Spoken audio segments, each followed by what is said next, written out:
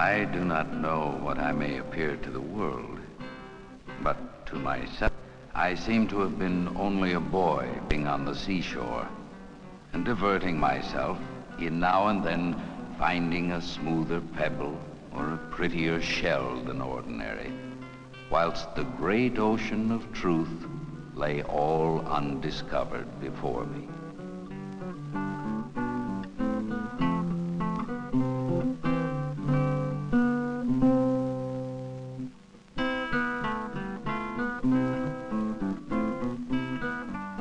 The human nervous system, mysterious and complex, waiting to be explored and understood. We have discovered a few smooth pebbles, but the search has really just begun.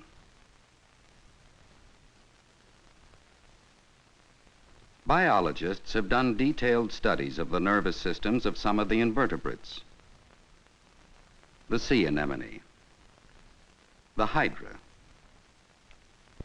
We understand in some detail how this simple animal functions. It receives a stimulus which may mean danger. It reacts by withdrawing. The mechanism that produces this action is relatively uncomplicated.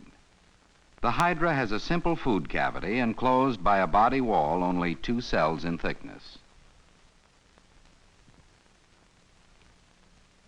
Between the 2 layers is a network of nerve cells without a spinal cord or brain controlling behavior. Instead, when a sensory cell is stimulated, it triggers impulses which spread in all directions. The whole animal contracts. The simple nerve organization of the hydra, with only a few thousand cells, would be totally inadequate, however, to control more specialized animals with millions of cells.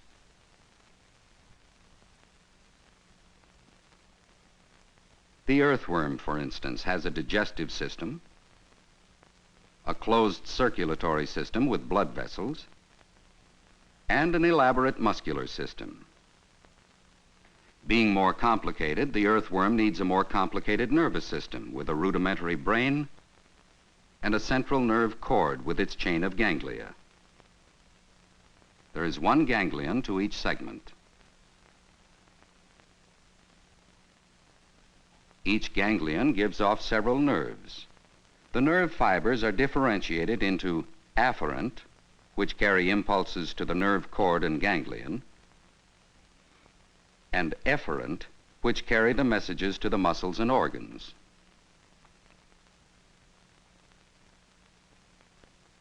But how vastly more complex is this organism? A person can remember what he learned years before about tide pool life.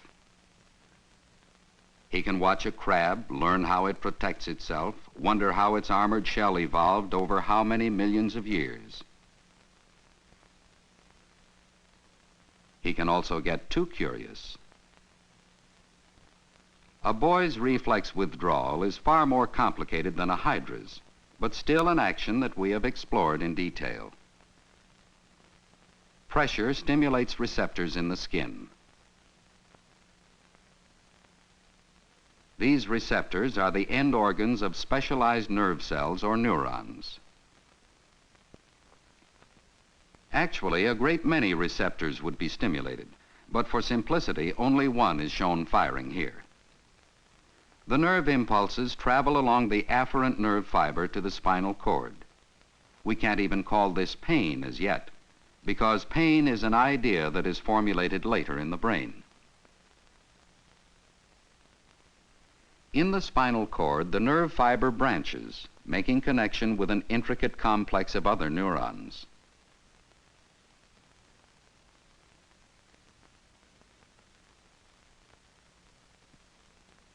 Contact with the next neuron is made at a synapse.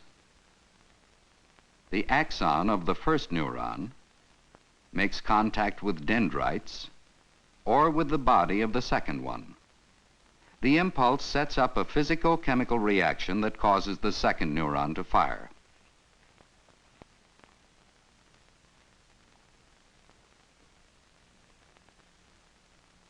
A whole complex of secondary neurons relays the impulses to the motor neurons. The long fibers of these motor neurons finally deliver the impulses to the muscles. To move the 20 or so muscles needed to jerk the finger away from the offending crab, at least 4 or 5 spinal nerve trunks are involved. Simple? Perhaps.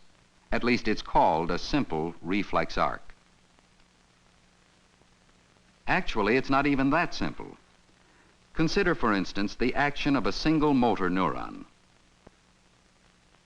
Aside from the pathway carrying the original impulse, a dozen other pathways may converge on it, each possibly influencing its action. For instance, a fiber from a different part of the cord may slow the firing of the motor neuron.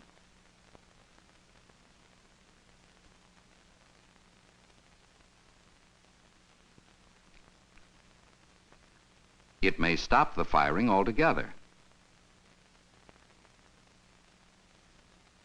Another may speed up the firing.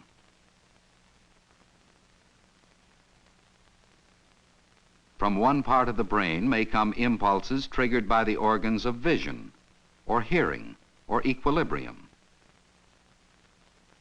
From the higher brain centers may come an order stopping the cowardly retreat, but probably not.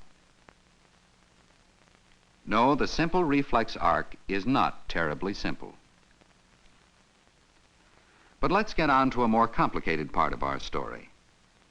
At the time the finger is first nipped, impulses travel up the spinal cord to an inner part of the brain, the thalamus.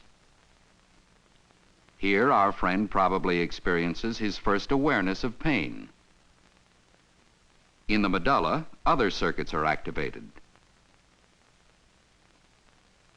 Signals flash to centers in the brainstem and to wide areas of the cerebral cortex. The brain is alerted to the emergency. The pain impulse, meanwhile, has been relayed to a sensory area of the cortex which localizes the pain in the finger. The eye registers the image of claws, and impulses are sent to the visual area of the cortex. Stored someplace in many cells of the brain is the information that claws are threatening. Some mechanism allows our boy to recall this important item, which he seems to have forgotten. Impulses travel through association pathways and, combined with the sensation of pain, arouse fear. Impulses travel back to lower centers where the autonomic nervous system is activated.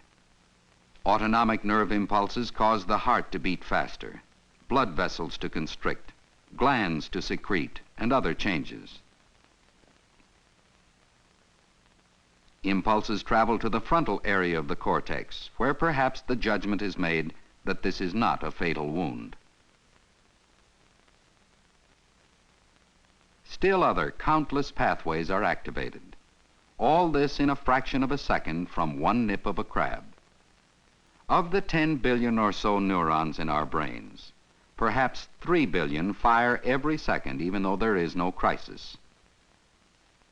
If this incredible complexity seems awesome, remember that knowledge is acquired bit by bit.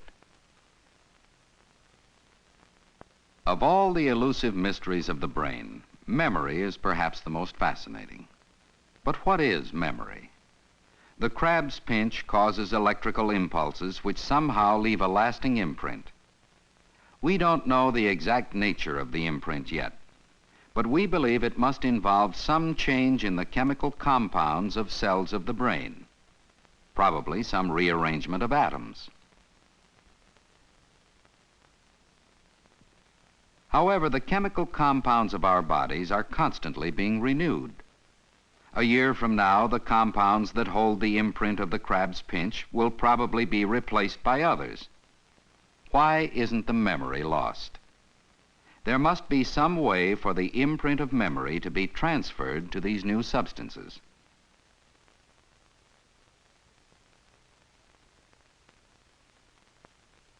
Let's see how investigators go about exploring the mystery of memory.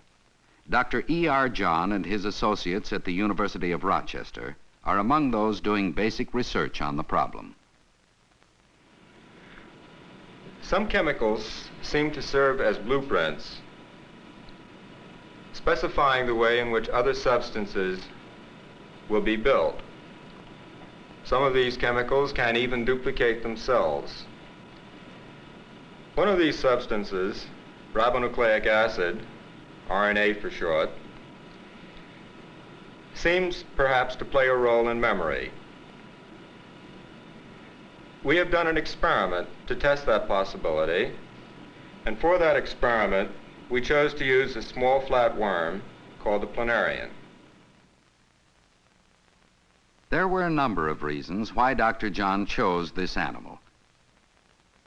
The planarian has a central nervous system with a rudimentary brain. With this equipment, it is capable of learning. This one is learning a conditioned response. A light is turned on, and a second later, he's given a slight electric shock. During training, the worm shows little reaction to the light, but the shock causes him to contract. This planarian has had 500 training trials. Now, if we flash the light alone without the shock, its reaction is very much like the response to shock. It has learned a simple lesson. It has memory. Some change has taken place, presumably in the brain.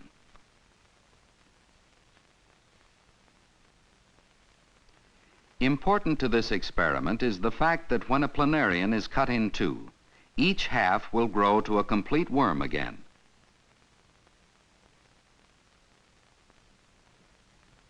Since the head section contains the dominant part of the nervous system, one would expect that a worm which grows from the head section would retain the memory, and so it does. But surprisingly, so does the worm that grows from the tail section.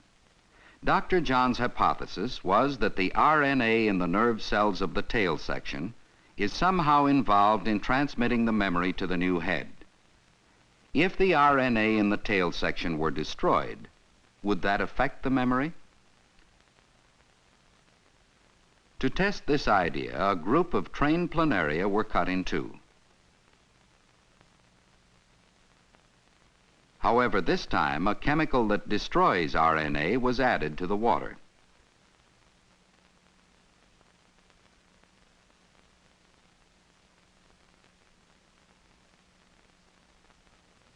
Other trained worms kept in plain pond water were used as controls.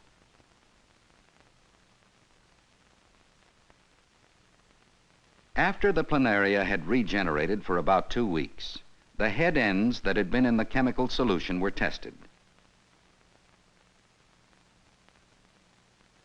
They continued to respond to the light in the same way that they had before being cut in two.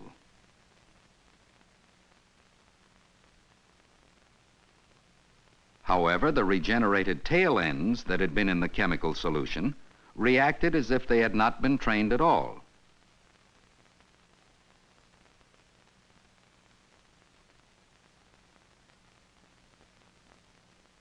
Evidently, the tail section was unable to transmit the learning to its new head. It is reasonable to think that this was because the RNA was destroyed at the cut surface. Like most experimental results, other explanations also seem reasonable, and so further work must be done to narrow down the possibilities. Science is a business of converging to the truth. We and many others are working on other studies in this field. Each study provides one small bit of information, enough such bits, and someday we will understand memory. Another major area of research covers the electrical activity of the nervous system. A principal research tool is the electroencephalograph, or EEG. The EEG records the spontaneous electrical activity of the brain.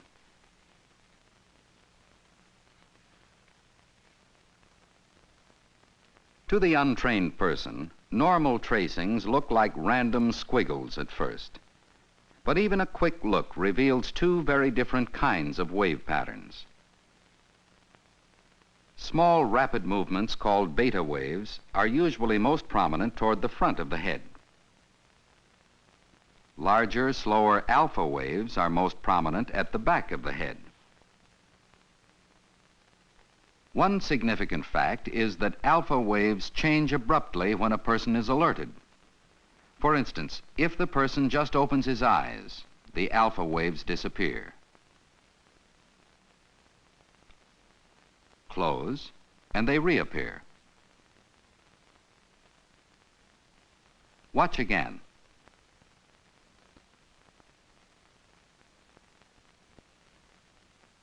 There has been an upsurge of research into the electrical activity of the nervous system since investigators have learned to implant electrodes deep in the brain. Electrodes can stay in the brain without pain or injury. Among those investigating electrical activity is Dr. Ross Adey of UCLA. We are interested in the way the brain stores information as a memory trace. To study this phenomenon, we have developed an electrical technique which allows us to measure the resistance of brain tissue. We implant a special double electrode into the brain and with it measure the resistance of small amounts of brain tissue. The monkey that you see here has special miniature plastic sockets on its head which permit the connection of these deep brain probes with external measuring devices. The double electrode has been implanted in a deep region of the brain which is known to be important in the process of storing information. The tips of the electrode rest in the brain tissue. An electrical current going from one pole to another must pass through the brain tissue, which sets up a certain amount of resistance to the current. Dr. Adey's idea was to find out if any differences in resistance occur in the brain tissue after new information has been stored in it. To conduct this experiment, the monkey had to be given something new to learn. Equipment was constructed on which 3 lighted symbols appear in different combinations. Pressing one of the 2 similar ones makes the lights go off. The monkey has to learn to press the odd one in order to get a pellet of food.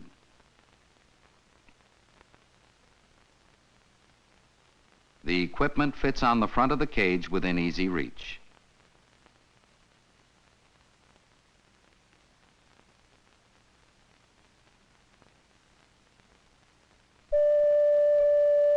On this trial, she presses the right panel and gets the food.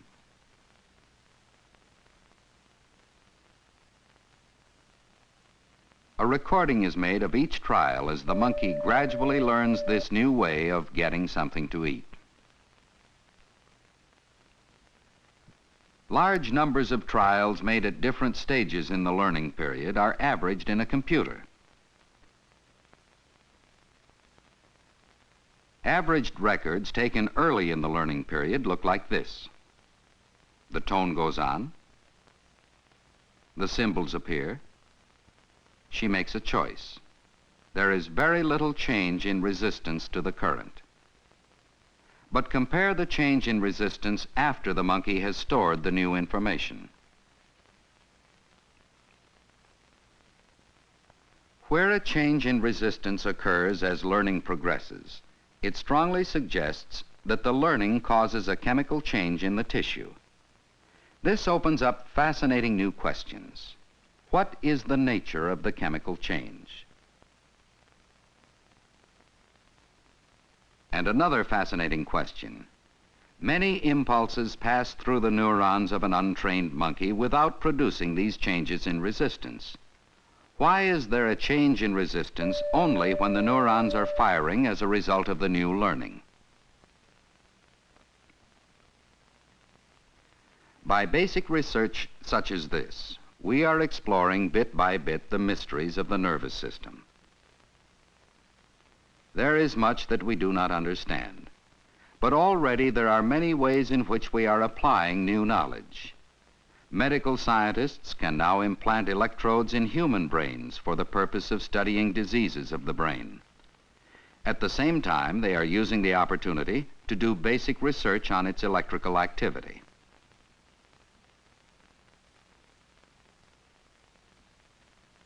Recordings are made on an EEG. The brain waves are also recorded on magnetic tape for analysis by a computer.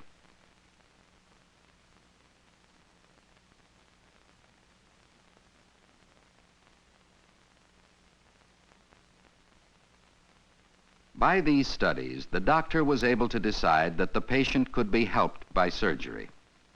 In this case, the surgeon knew just what part of the brain was diseased and had to be removed.